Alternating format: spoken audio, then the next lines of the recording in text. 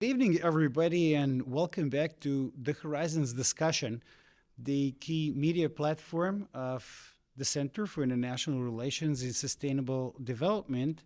That is the main podcast, the main discussion channel of Horizons, Journal of International Relations and Sustainable Development. We have been enormously privileged over the past 11 years to host in Belgrade and elsewhere in the world some of the world's foremost thinkers, government leaders, heads of state and government, leaders of international organizations, CEOs of global companies. So far, we have had the privilege of featuring in our pages in the past 30 volumes of Horizons the likes of Gordon Brown, Sergei Lavrov, Christine Lagarde, Jeffrey Sachs, Joseph Nye, Yang Jiechi, and so many others from around the world. In Horizons, it is where East meets the West, where all opinions are allowed. We are hosting the leaders of the present, talking about the challenges of the future. And in this latest issue of Horizons, we have covered, amongst other issues, the world's most dynamically growing continent, that is Africa, the beating heart of the global South, and part of the world with arguably most potent and bright future if we're talking about the rest of this century.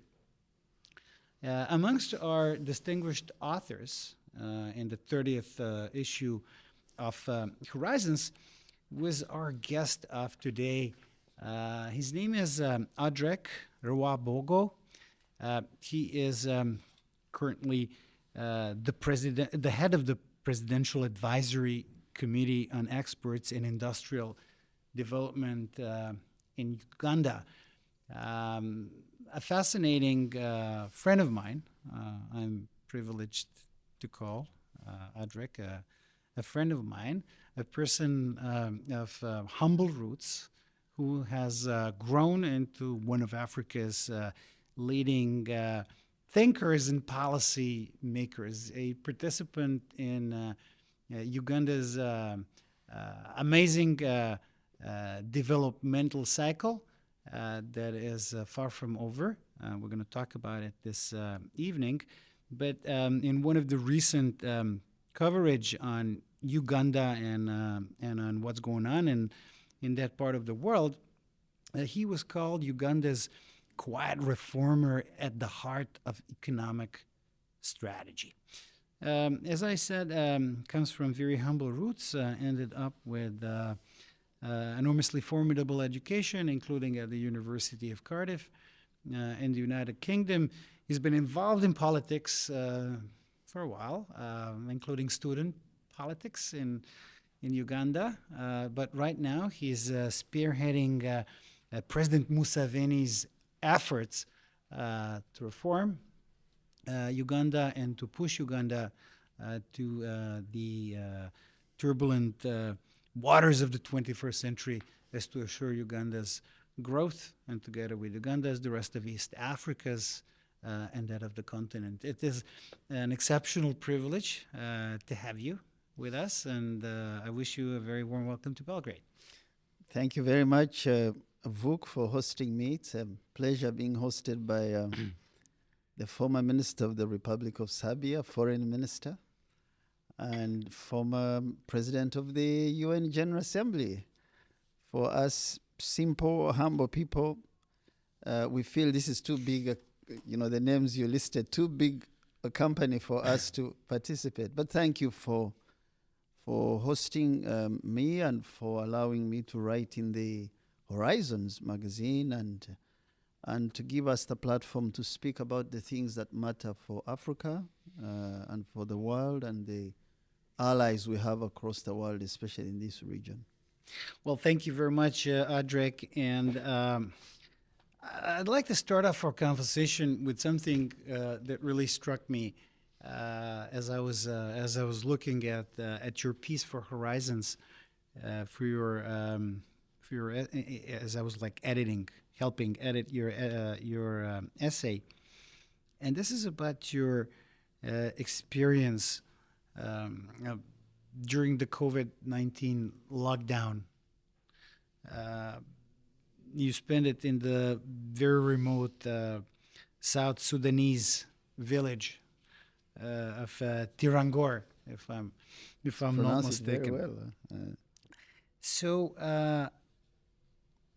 what was, in your view, the single most transformative lesson you drew from living 4 months in this very remote village, uh, very poor surrounding, uh, at the same time very rich surrounding, and how much is it telling of the wider African story that needs to be addressed in this century? So I took these 4 months because I was trying to save a business that had lost 40% of its customers because Uganda and many parts of Africa had the longest shutdowns, although COVID didn't kill us as many people in the world had expected. And I lived with these people, nomadic community that sits on some of the world's largest resources in minerals. That part of South Sudan produces a lot of gold. That part of South Sudan also has ancient people who are 3,000 years old in that area, so they grow some of the best grains, but it's also one of the poorest in the world. And it's a contradiction. So contradictions get you thinking, because education is important if you get to a particular stage, but there's more, something more important than education, which is I may not have a university degree, but if I'm able to get into some sort of production and know what's underground, what I walk over, I could, just by virtue of getting to the market, provide for my needs, but also participate in the changes that are happening in the world, because people are becoming richer and richer, and some parts of Africa have been a little stationary. So there are many lessons, but one I picked is, if you have to change in a society, education is a starting point.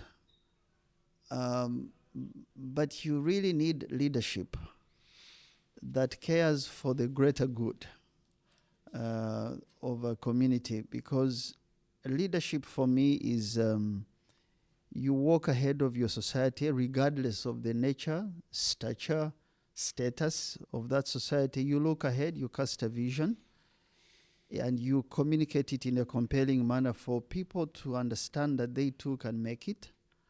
But you walk close to the people without being infected either by pride or praise or corruption or power, because power is a drug. It affects the part of the brain that drugs affect. So you do that while at the same time walking behind them to see who falls and who you give a hand up.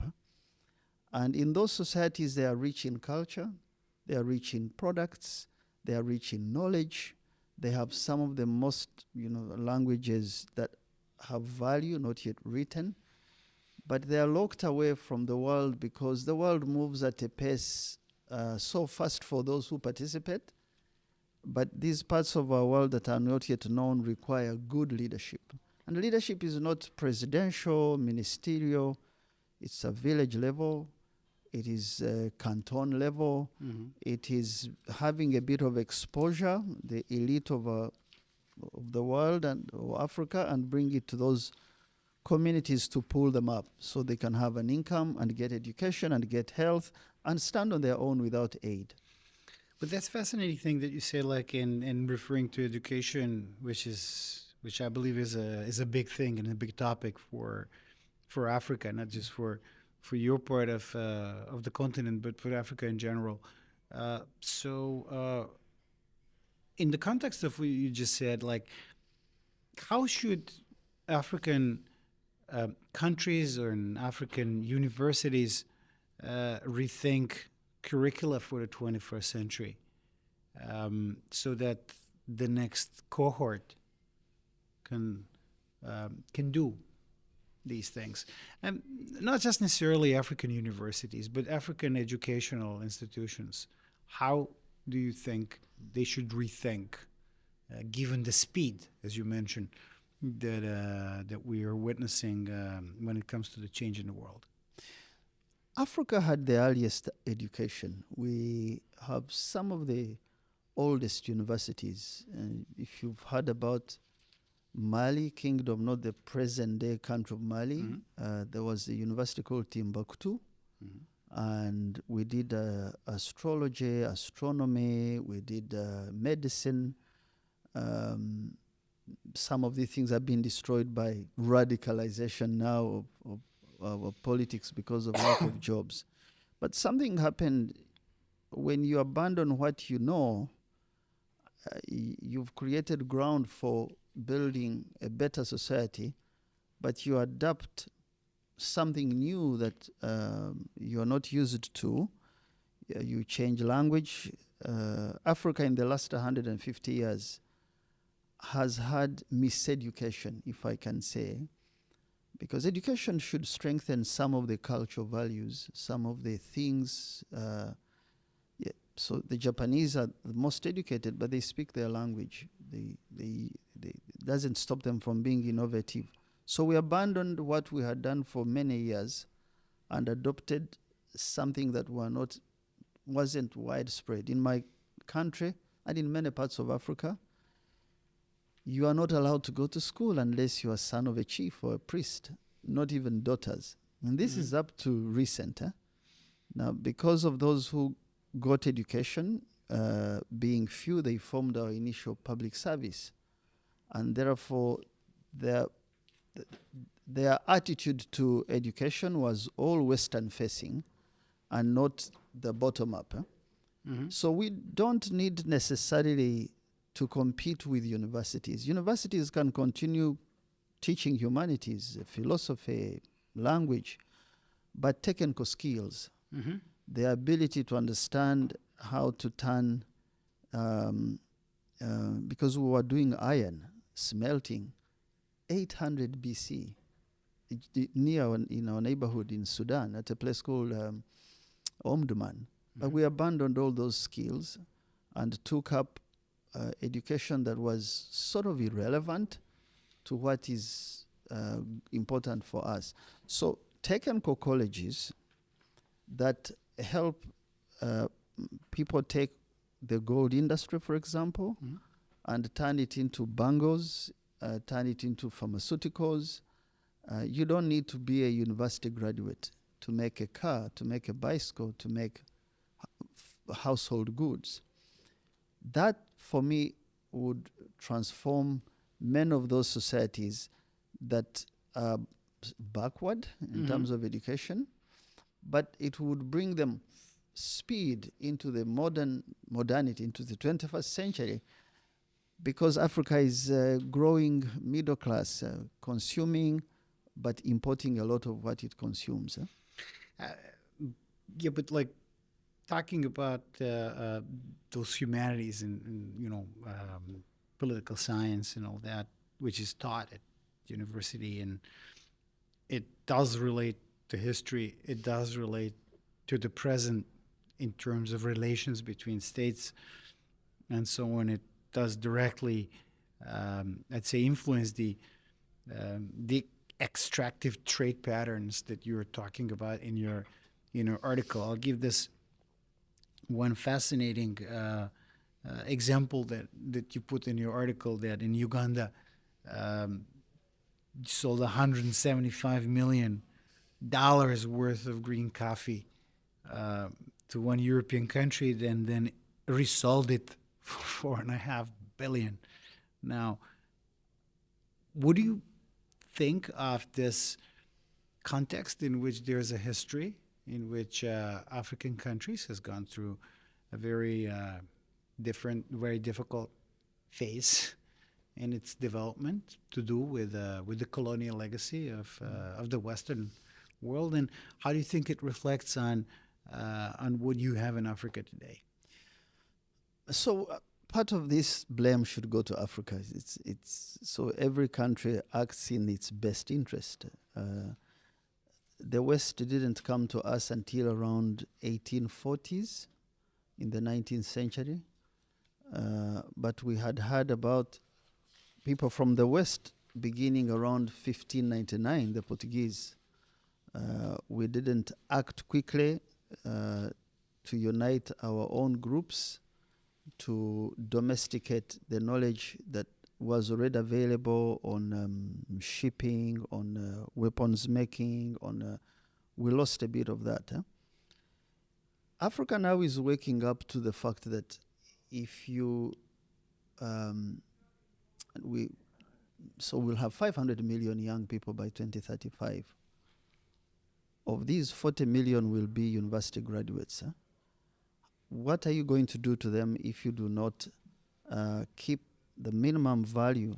I use the word minimum because if you sell a cell phone at $1,000, if you get an Apple phone at $1,000 and sell it for $100, what kind of society would you have? That's what would happen to the country where the cell phone design comes from. That's what we're doing. We take a lot of value and give it away and remain with so little.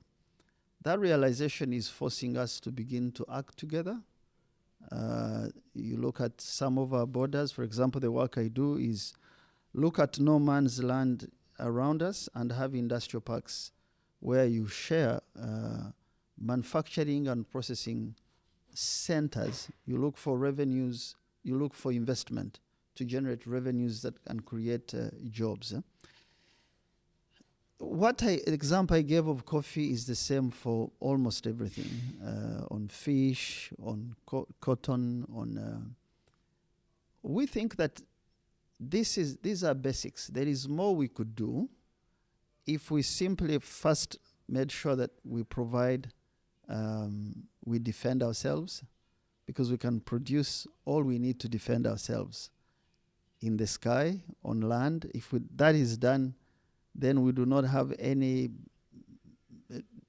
trouble supplicating or fighting amongst each other.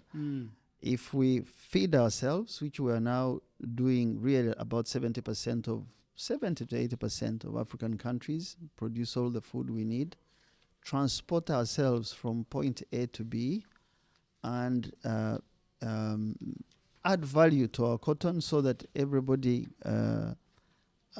has clothing, fashion that can be done in Africa without necessarily. This doesn't mean that you don't share this wealth with people who buy from us. It means that you have a more structured conversation on what value you want to retain and what value you leave with the world.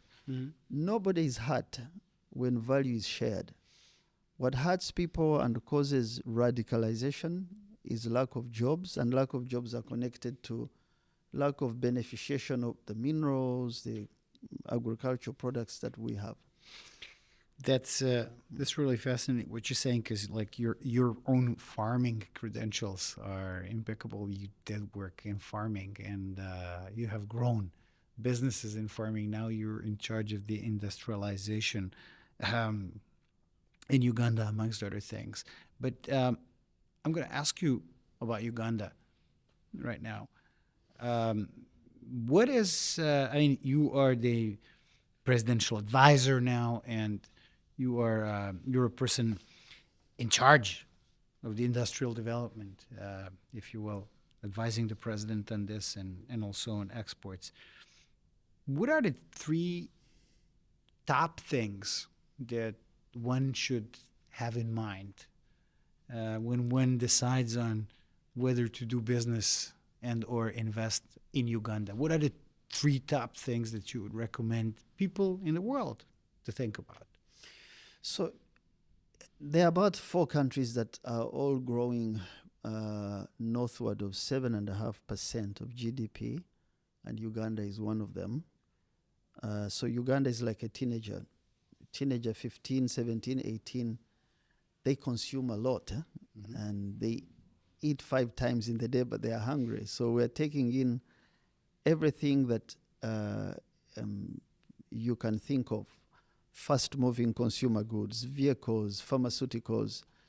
These things have come because of stability, and also because we have a huge component of people who come to our country because some of the countries in the neighborhood are not fully stable yet. And so first is you are dealing with an economy that is growing very fast. And so any sort of investment gets you 20, 25% internal rate of return, whether you are investing in pharmaceuticals or refrigerating food or transporting that food. All those are very good areas to invest in. If I speak of how many vehicles per capita we have in Uganda versus what is in other countries, if you come to my country, there's so many motorcycles. If you get to every small town, which tells you lack of mass public transport, which is an area of investment. So one is the rate of growth. The second one is this young population. So we have 15 million children in school. This is recent. When I was growing up, we were about 2 million, and of those 2 million, only 30% was at school.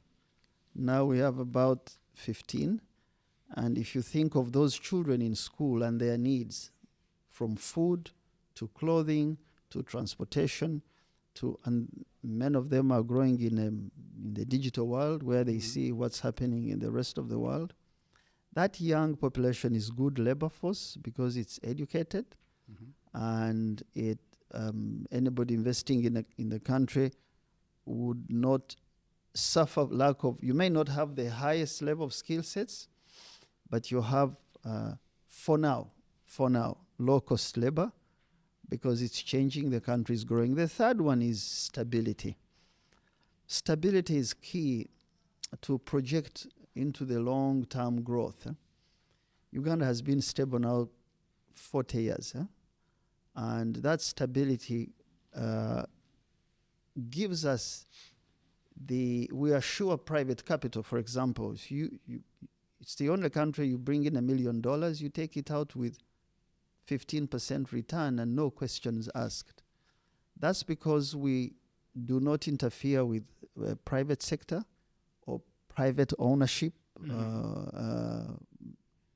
We may have weaknesses in enforcement of particular laws because of the capacity of our institutions, but it's a thriving private sector country where true forces of demand and supply, true price mechanism without any subsidies. Because when we say it's a market economy in Europe, it's not. It's not, because we know that the subsidies that are on food really misprice production, and they end up causing poverty in other areas. So in Uganda, it's open. It's a very open economy, stable, young people, education. That is fascinating that you're saying one of the three big things being stability, because that it certainly applies to Uganda, but not to every single part of Africa, including your neighborhood, right? And in the DRC, for instance. So how do you see the overall security and political trajectory of the continent? I know that you are one of the great thinkers along the lines of Pan-African efforts and unity, and Africa being united in order to play an even more prominent and pertinent role in the world. What's your assessment of the? Well, let's not go to all parts of Africa, but let's stay with your neighborhood. DRC, Sudan, South Sudan. What are your hopes and expectations for the coming few years? I think let's start with the fact that stability is not a guaranteed destination now in the world. It's not just my neighborhood or Africa. My wife, when the Ukraine war broke out, she was on TV. I was traveling, and she called me and said, I'm looking at a news reporter on one of the global channels saying what's happening in Ukraine and the refugees, and looks and feels and sounds like Africa. But it's not Africa, it's in the middle of Europe. So stability is always a work in progress. Stability is a function of good leadership. It's a function of providing jobs. It's a function of getting people who know how, wise people who know how to make good decisions to keep their countries stable. So if I come to my neighborhood, Africa is coming slowly together to accept the fact that we cannot have conflict and expect growth. If you look at Eastern Congo, we had an East Africa standby force, 8 African countries in the region, to try and stabilize the situation in Eastern Congo. But we often get interferences. These interferences are a result of the historical factors. There is triangulation. If I want to speak to my neighbor, I often have to speak to a capital city in the north in order to be understood. If we are left alone, and the fact that we're building roads, for example, Uganda in Eastern Congo, in spite of what's going on, building roads, deploying new technologies to ensure that we can see what's happening. The same in South Sudan, the same in Somalia. Conflicts that used to be about 40% of our continent 25 years ago, now they are limited to around 10 to 15%. And there is negotiations. There is conversations across the region to ensure that even if we disagree on certain things, we got to keep the neighborhood stable. I don't see something happening that it can't get any worse. It used to be much, much worse than this. Now, whenever something happens, we speak. And if we can speak with one voice, we'll deal with external interference and end the conflicts. Are you an optimist with regard to Sudan, for instance? Yes, for 2 reasons. Sudan for a long time was not part of discussions in the greater East Africa or Horn of Africa. It used to be the Maghreb, it used to be externalities. Now we are speaking about it in East Africa. Sudan used to be radicalized around religion. Now there's a realization that that doesn't work. You have more people who are either linked or share culture and language with the rest of the sub-Saharan Africa. And that wasn't like that under Bashir. Sadly, the country has had troubles, almost broken up, but we're speaking. We think that, again, if African Union, East Africa is allowed to do its work with less interference from the outside forces. From the outside forces that obviously have financial and geosecurity interests, sure. We would get this resolved. Well, just naturally following up on this, there are parts of the continent that are in trouble, but there are also parts of the continent that many people say are the hidden gems, if you will, that can really, in a very, very short time, start producing positively surprising results. So, apart from Uganda, I don't want to put you in a difficult situation, and because you are a high official of Uganda. So, outside of Uganda, which overlooked African nation today has the highest chance of positively surprising the world by 2030? So I think that almost all of Africa is overlooked, is under-assessed. If you look at all the parameters on risk in Africa, very high. I may be good in East Africa, but really my neighbor who is not good affects my credit rating. So I think some parts of Africa are doing very well because of sustained peace over time, because of external investment coming in. But Africa is underproducing. Africa is underperforming on a global stage. And I think that if I were really to be honest with you, I think I would put my eyes on the Africa Common Market, because the Africa Common Market is a safe, non-political in a way, socio-economic tool to get us to stop fearing each other because of our history. We had many groups come in and change our languages, yet we are one. The people who live in Uganda come from Cameroon. We began moving from Cameroon, from Angola, 1280 BC. We have some common names across Africa. And so trade will take away the fear of each other so that we can speak to each other on things that matter. The southern part of Africa hasn't had conflicts. Even a country like South Africa that had horrible apartheid and hasn't fully recovered from the effects of apartheid, those parts are doing well. But for me, when you do well and one part of your continent has a bit of trouble, it is important to take the average.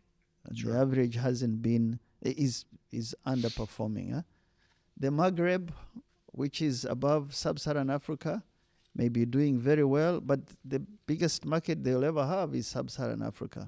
So Africa Common Market for me would be my focus to think about tomorrow's Africa. If I can just give you one figure, by 2045, we are making assumptions that will be a $16 trillion worth of consumption society, and that's across Africa. That's if you take the Maghreb, you take sub-Saharan Africa, and you remove these conflict areas that are flashpoints. In 15 to 20 years, this tool might work. So do you think that in 15 to 20 years from now, African Union and the common market could be something that resembles for instance, the European Union in terms of the depth of integration that we have in Europe today? So and this has really to do with us as Africa, because we don't speak to the world as either regional blocks, East Africa, West Africa, Southern Africa. We tend to speak as countries, and it's very difficult to do free trade agreements with 54 of us. So the only way to solve this is we could start as regional blocks, because East Africa community is much ahead of many regional groups. In terms of integration, regional integration. Yes. One customs union. We're now remaining with one currency and perhaps a political union. We think that if we spoke to the EU as regional blocks, the best is Africa Common Market. But if we can't achieve that now, you can do it. We can start as regional blocks. Sure. That allows us to negotiate terms and conditions for some of our minerals, some of our agricultural products. We have huge market for cotton, for example, but Uganda does very good long staple cotton like Egypt. But Uganda has to talk to the US, and Bangladesh doesn't come to the US alone. They come as a region. Singapore doesn't come alone. They come as ASEAN. Yes. Sure. So that for me is the once we resolve that, Africa is unstoppable, because if you have awareness, combine it with the capacity we have in terms of land, agriculture, young people, education, these conflicts will end, and we want to grow quietly. We don't want to shout a lot, speak about ourselves. once it works for us and for the world. For the world. Yeah. But now, essentially, something that nobody in the world can escape is the drag of geopolitics. I say the drag because I believe that the geopolitics of the moment in the world is hardly conducive to harmonious cooperation, planetary wise. There are a lot of frictions between the major actors in the world, and some of those frictions are certainly affecting today African trajectory, those of countries, those of regions, and that of the continent as a whole.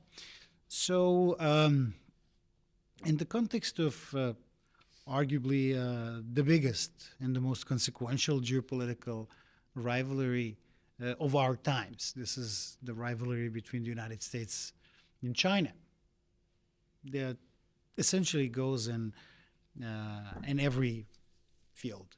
That happens in the field of technology, in the fields of security, finance.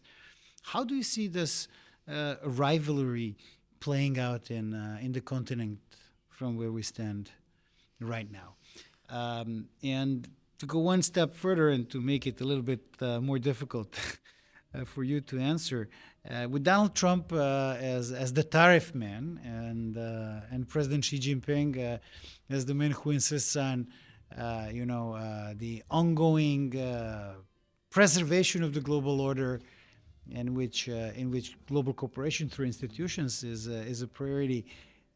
Where do you think that Africa stands or lands in the coming years? I think for me it's really difficult we are now almost 80 years independent. There's nothing new that we have not seen. In the Cold War, Zaire, which is now DRC, received exactly the same amount of money from the West as what Singapore got, but it didn't leave us stable. So this generation, at least my generation, we emphasize trade, regional trade, because we sell 45% of all our value-added products within the region. In other parts of the world, we sell food, but electronics, the things we do of higher value, we sell them in the region. So we emphasize the fact that we do not want to be part of this conflict. We welcome China in its own right, because China never had trouble with us in the past, not even Russia. If I can just be blunt, we think that what China does with us is important for Africa and for China, because we're trying to deal with poverty. Uganda was 40% of our population until 10 years ago was not in the money economy. There were, subsistence agriculture for food. But because of roads done, because of labs, because of these projects that come from the East, from Asia, which was our earliest trading relations. East Africa and larger Africa began trading much before the West arrived. We were trading with India. We now know we're trading with China, but this changed in the 17th and 18th century. So we don't have trouble if there is mutual interest with what we're trying to do in Africa and China. We don't have any issues with the US either. We speak English like the US, like the West, and we share particular history. We just want to be approached as people who have interest for their own continent, not as pawns in the geopolitical game. And that's our focus. I think the second part of your question was the I forget the second part. It was about the tariffs. The tariffs, yes. The tariffs don't just hurt Africa; they hurt global trade. When you put tariffs, you destroy growth. And when you destroy growth, you cause poverty where you're putting those tariffs. We're selling around in the US around $120 million. It's small. Our concern is, in fact, if you take roasted coffee into the US, it ends up in Canada. Now, but if you have trouble with Canada, you will cause us problems who are trying to put good products into that market. I think it's just wisdom that the world needs. Globalization did not really lift all the boats in Africa, but we're not complaining because we have seen what has happened with China and many parts of the world, Turkey. Globalization helped, societies come up. We could fix some things even if we are not happy. But when you put barriers, you harm everyone, but you harm your own people. Mm-hmm. Yeah. In the tell me, but because you mentioned that you had no difficult issues with China in the past, you had no difficult issues with Russia in the past. Uganda is a partner country of the BRICS. Do you see in the future a possibility of, say, Uganda acceding to the full membership in the BRICS? It's good for the world to have, traditionally in Africa, we have multiple decision-making centers, cultural, political, and all those come together with modernity.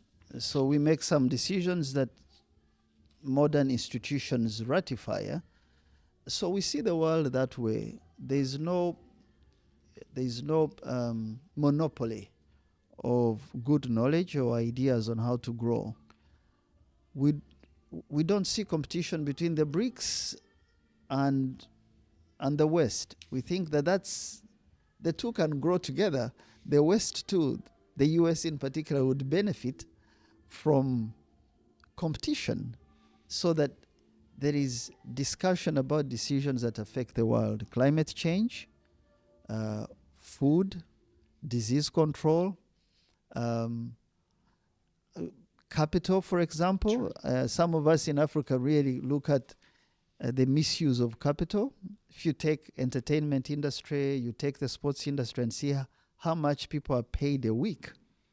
Yeah. And how much of that is factories in Africa that would have a high return.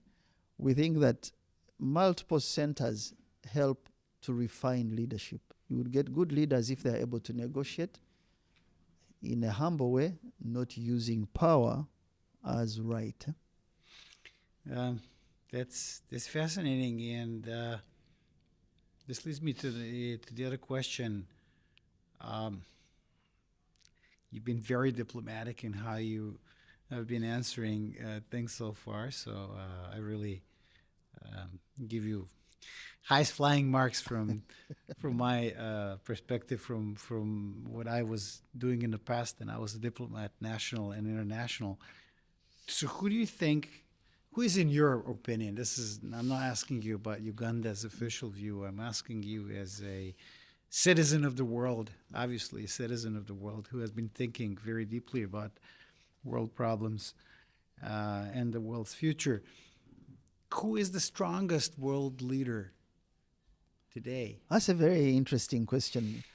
Strong is in what way? Because for me, strong is wise. Strong is not how much equipment or wealth I have, because we've seen that it ends nowhere. This afternoon I was in Zayecha at the ruins of one of the Roman emperors. You really look at so much one person did, to take control, but where is that control? So I see strength as wisdom. 2, strength as those leaders who try to do the best for their people. Because being a leader is not a position. It's not just a seat.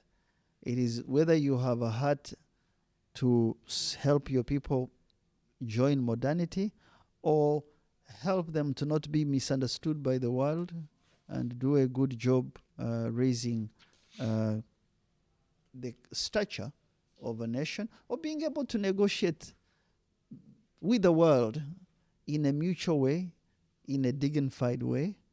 That's what I think is strength. Strength is not ordering people to Sure. do your will. Huh? Okay, so I accept your definition of strength. So if we are to say, yeah, your definition of strength is the right definition, apart from President Museveni, who is the world's strongest leader? Current or Current. I would stick to principles. I would look at who is restrained when under pressure, because societies are changing. Many people are being left out of production and jobs, and there's radicalization. Who is restrained and trying to find solutions that do not tear the world apart? That would, for me, would be the strong person. Eh? President Museveni has negotiated with, I mean, if you look at his leadership, 28 rebel groups, including one rebel group that would cut off people's noses, negotiate. So you can fight evil, but you should be able to integrate critics in your system and grow. So I would go for principles. If I name names, I will cause problems in my region and in the world, those who watch this. But President Museveni definitely counts as a strong leader for Africa. in this way that you describe strong leaders, and in so many other ways. I can say that President is, from my perspective, after this conversation, I can say exceptionally fortunate to have you to serve him and his government and your people.